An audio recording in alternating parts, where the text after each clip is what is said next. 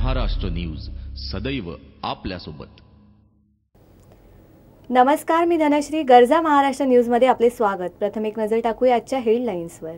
अर्थशास्त्राचे नोबेल आणि गणितातील आबेल असे दोन प्रतिष्ठेचे पुरस्कार पटकावणारे ख्यातनाम गणितज्ञ जॉन नॅश यांचा पत्नी अलिसिया यांच्यासह मोटार अपघातात मृत्यू। महाराष्ट्रातील पुरोगामी चळवळीतील आघाडीचे आणि भूमिहीन शेतमजुरांना हक्काची जमीन मिळवून देणारे तळमळीचे नेते ॲडव्होकेट एकनाथ आव्हाड यांचे हैदराबाद येथे निधन। आणि मुंबई विमानतळावर संशयास्पद 5 पॅराशूट दिसल्यामुळे सुरक्षा यंत्रणा झाली सतर्क। गरजा महाराष्ट्र न्यूज सदैव आपल्यासोबत। आता पाहूया सविस्तर वृत्त। अर्थशास्त्राचे नोबेल आणि गणितातील आबेल असे दोन प्रतिष्ठेचे पुरस्कार पटकावणारे ख्यातनाम गणितज्ञ जॉन नॅश यांचा पत्नी अलिसिया यांच्यासह मोटार अपघातात मृत्यू झाला आहे। अलीकडच्या काळातील सर्वात प्रज्ञावान गणितज्ञ म्हणून त्यांची ओळख होती। त्यांच्या जीवनावर अ ब्युटिफुल माइंड हा चित्रपट 2001 मध्ये साकारण्यात आला होता आणि त्यात रसेल क्रो यांनी नॅश यांची भूमिका केली होती। नुकतेच नॅश यांना गणितातील आबेल या सर्वोच्च पुरस्काराने सन्मानित करण्यात आले होते। प्रिन्स्टन विद्यापीठात त्यांचे शिक्षण झाले असून पोलिसांनी दिलेल्या माहितीनुसार ते टॅक्सीतून प्रवास करीत असताना ती अचानक रस्त्याच्या कडेला असलेल्या अडथळ्यांवर आदळली। हा अपघात एवढा मोठा होता की दोघे पती पत्नी टॅक्सीतून बाहेर उडाले आणि त्यांचा मृत्यू झाला। सरकारी नोकऱ्यांमध्ये 5% आरक्षण मिळावे याकरिता राजस्थानमध्ये गुज्जर समाजाकडून आंदोलन करण्यात आले। या आंदोलनाचा परिणाम रेल्वेवर झाला असून सोमवारपर्यंत या मार्गावरून धावणाऱ्या 22 मेल एक्सप्रेस रद्द करण्यात आल्या आहेत। 22 मेल एक्सप्रेस रद्द कराव्या लागल्याने मुंबईहून जाणाऱ्या प्रवाशांना नाहक त्रास सहन करावा लागलाय। पश्चिम मध्य रेल्वेच्या कोटा मंडळाअंतर्गत डुमारिया तसेच फतेसिंहपुरा स्टेशन दरम्यान हे आंदोलन केले होते। त्यामुळे मेल एक्सप्रेसला जोरदार फटका बसलाय। या आंदोलनामुळे 22 ते 24 दरम्यान मुंबईहून सुटणाऱ्या 15 ट्रेन रद्द कराव्या लागल्या, तर 25 मे रोजी आणखी 60 ट्रेन रद्द कराव्या लागल्या आहेत। या कारणामुळे पश्चिम रेल्वेचे आर्थिक नुकसानही झाले आहे। महाराष्ट्रातील पुरोगामी चळवळीतील आघाडीचे आणि भूमिहीन शेतमजुरांना हक्काची जमीन मिळवून देणारे तळमळीचे नेते ॲडव्होकेट एकनाथ आव्हाड यांचे हैदराबाद येथे निधन झाले। अल्सरचा त्रास होत असल्याने हैदराबाद येथील हॉस्पिटलमध्ये त्यांच्यावर उपचार सुरू होते। सोमवारी सकाळी 8:30 वाजता त्यांची प्राणज्योत मालवली। बीडमध्ये ॲडव्होकेट आव्हाड यांनी भूमिहीन दलित आणि शेतमजुरांना गायरान जमीन मिळवून देण्यासाठी लढा उभारला होता। त्यांनी 50,000 दलितांना हक्काची जमीन मिळवून दिली आहे। जग बदल घालूनी घाव हे त्यांचे आत्मकथन प्रसिद्ध झाले आहे। मानवी हक्क अभियानाचे संस्थापक एकनाथ आव्हाड यांचा दलित पुरोगामी चळवळीत सक्रिय सहभागी होता। ॲडव्होकेट आव्हाड यांना चळवळीत जिजा या नावाने ओळखले जाते। त्यानंतर भूमिहीन दलितांना शेतजमीन मिळवून देण्यासाठीही ते लढले। यासाठी त्यांनी अमेरिकेत जाऊन तेथील कायद्याचाही अभ्यास केला आणि दुष्काळ निवारणासाठी त्यांनी आष्टी ते नागपूर अशी दुष्काळ हटवा माणूस जगवा रॅली काढली होती। त्यांच्या निधनाने चळवळीचे मोठे नुकसान झाल्याच्या प्रतिक्रियाही उमटल्या आहेत। मुंबई महानगरपालिका निवडणूक शिवसेना भाजप एकत्र लढविणार असल्याचे आज मुख्यमंत्री देवेंद्र फडणवीस यांनी पत्रकारांशी अनौपचारिक गप्पा मारताना स्पष्ट केले। युती शासनातील सर्वच घटक पक्षांना न्याय मिळणार असून मंत्रिमंडळ विस्तारासह अनेक महामंडळांवरही नव्याने नियुक्त्या करण्यात येणार आहेत। महिना अखेरपर्यंत शिवसेनेसोबत बसून चर्चा करणार असल्याचंही त्यांनी सांगितले। देशात महाराष्ट्र नंबर 1 करणे हेच आपल्या सरकारचे स्पष्ट धोरण असून येत्या 2 वर्षाच्या आर्थिक पाहणीत अन्य राज्यांच्या तुलनेत महाराष्ट्रातच अधिक गुंतवणूक झाल्याचे दिसून येईल। महाराष्ट्रात येणारी परकीय गुंतवणूक पुणे येथे सर्वाधिक होत असल्याचे सांगताना विदर्भाचा विकास होत नाही तोपर्यंत संपूर्ण महाराष्ट्राचा विकास होणार नसल्याचेही मुख्यमंत्र्यांनी एका प्रश्नाला उत्तर देताना स्पष्ट केले। काळबादेवी येथील गोकुळ हाऊस इमारतीच्या दुर्घटनेत जखमी झालेले अग्निशमन दलाचे प्रमुख सुनील नेस्रीकर यांचे अखेर रविवारी ऐरोलीतील नॅशनल बर्न सेंटरमध्ये निधन झाले। नेस्रीकर यांच्या निधनाने अग्निशमन दलाने आणखी एक मोहरा गमावला असून यापूर्वी याच दुर्घटनेतील अग्निशमन दलाचे अधिकारी संजय राणे, महेंद्र देसाई आणि सुधीर अमीन यांनाही आपले प्राण गमवावे लागले होते। 9 मे रोजी गोकुळ हाऊस इमारतीला लागलेल्या आगीत सुनील नेस्रीकर हे 50% भाजले होते। ऐरोलीतील नॅशनल बर्न सेंटरमध्ये त्यांना दाखल करण्यात आले होते। गेल्या 15 दिवसापासून त्यांच्यावर उपचारही सुरू होते। संसर्गाचा धोका टळावा म्हणून तातडीने त्यांच्या पायावर शस्त्रक्रियाही करण्यात आली होती। त्यानंतर पायावर त्वचारोपण करण्याची शस्त्रक्रियाही पार पडली।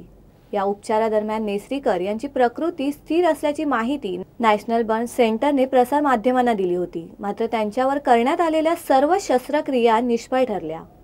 एका पाठोपाठ एक सर्वच अवयव निकामी होत गेल्याने अखेर रविवारी दुपारी 3:30 वाजता त्यांची प्राणज्योत मालवली, असे सेंटरने स्पष्ट केले आहे। आज सकाळी 10 वाजता त्यांच्या पार्थिवावर अंत्यसंस्कार करण्यात आले आहेत। कर्नाटकातून दिल्लीकडे जाणाऱ्या चंदीगड यशवंतपूर ट्रेनमधील प्रवासी आणि पेंट्री कर्मचारी यांच्यामध्ये भांडण झाले। जेवणामध्ये स्क्रू आढळल्याने विचारपूस करण्यास गेलेल्या प्रवाशांवर पेंट्री कर्मचाऱ्यांनी गरम तेल ओतल्याचा आरोप करण्यात आला आहे। NSSUIचे काही कार्यकर्ते बंगळुरूहून दिल्लीला जात होते। यावेळी त्यांनी बिर्याणीची ऑर्डर दिली, मात्र यामध्ये कार्यकर्त्यांना स्क्रू आढळून आला।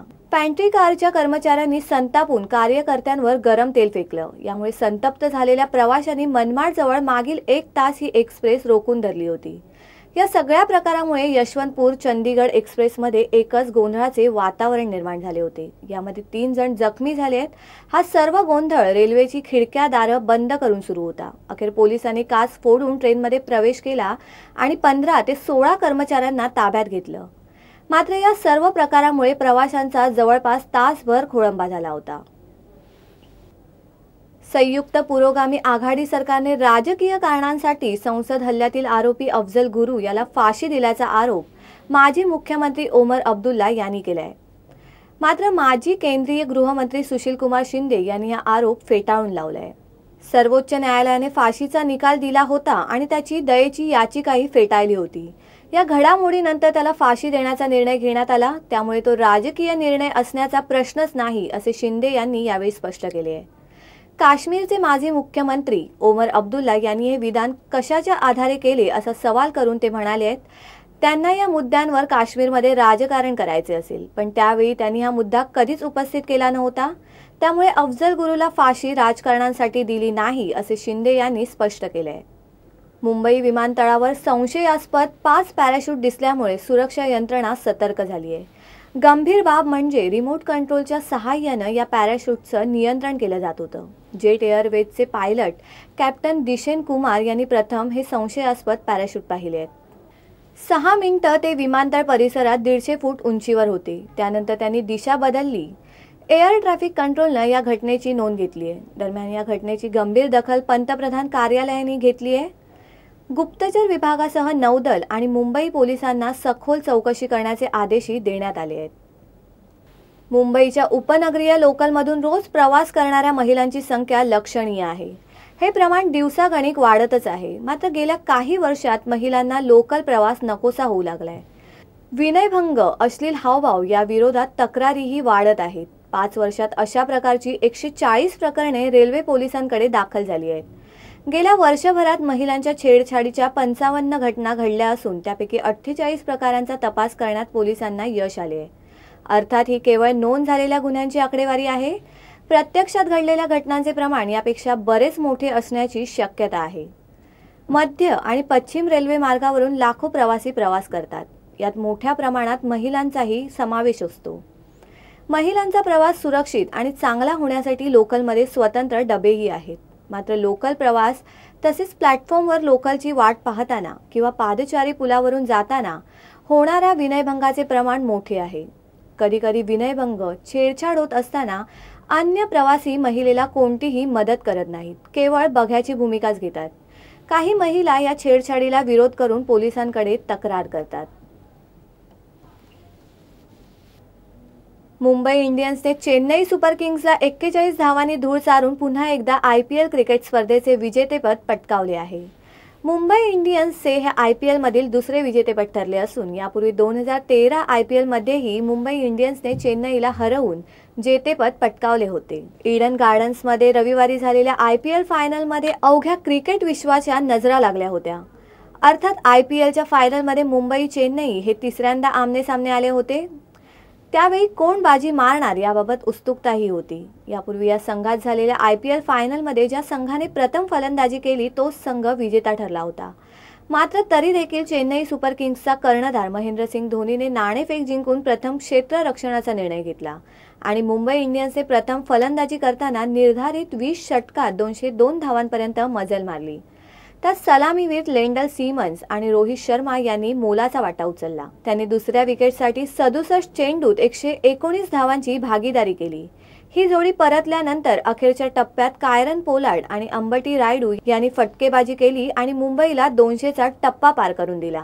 रोहितने 26 चेंडूत 6 चौकार आणि 2 षटकारांसह 50 धावांची, सिमन्सने 45 चेंडूत 8 चौकार आणि 3 षटकारांसह 68 धावांची, पोलार्डने 18 चेंडूत 2 चौकार आणि 3 षटकारांसह 36 धावांची, तर रायडूने 24 चेंडूत 3 षटकारांसह नाबाद 36 धावांची खेळी केली आहे।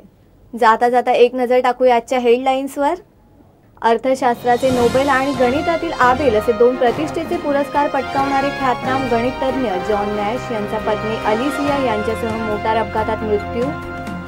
महाराष्ट्रातील पुरोगामी चळवळीतील आघाडीचे आणि भूमिहीन शेतमजुरांना हक्काची जमीन मिळवून देणारे तळमळीचे नेते ॲडव्होकेट एकनाथ आव्हाड यांचे हैदराबाद येथे निधन। आणि मुंबई विमानतळावर संशयास्पद 5 पॅराशूट दिसल्यामुळे सुरक्षा यंत्रणा झाली सतर्क। तूर्तास वेळ झाली, इथेच थांबण्याची, तुम्ही कुठेही जाऊ नका, पाहत रहा गर्जा महाराष्ट्र न्यूज, सदैव आपल्यासोबत।